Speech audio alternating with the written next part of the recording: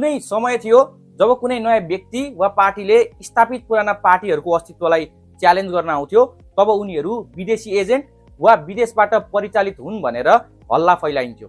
आफ्नो खानेबाडो खोसिन्छ भनेर यस्ता हल्ला फैलाउने काम पुराना भ्रष्ट पार्टीहरूले नै गर्थे। र यस्ता हल्लाहरू नेपाली समाजमा बिक्थे पनि, किनकि ती नयाँ व्यक्तिहरू प्राय विदेशमा पढेका र अङ्ग्रेजी बोल्न सक्ने मान्छेहरू हुन्थे। हाम्रो अशिक्षित समाजले विदेश पढेकालाई फरेन एलिमेन्टको रूपमा हेर्नु स्वाभाविक पनि थियो। बाबुराम भट्टराई, उज्जवल थापादेखि रविन्द्र मिश्रसम्म यस्ता हल्लाका शिकार बने। तर अहिले यो कुरा बदलिएको छ। अहिले पनि नयाँहरू विदेशी एजेन्ट, विदेशबाट परिचालित भन्ने हल्लाहरू सुनिने गर्छ। स्वार्थका कारण, अनजानका कारण वा आइडियोलोजिकल बायसका कारण यस्ता हल्ला फैलाउने मान्छे र पार्टीहरू अझै पनि हाम्रो समाजमा छन्। तर तिनीहरूले अहिलेको अवस्थामा नेपालको मेजोरिटी जनतालाई इन्फ्लुएन्स गर्न सक्ने सामर्थ्य राख्दैनन्, किनकि नेपाली समाज तीव्र गतिमा शिक्षित हुँदै गएको छ।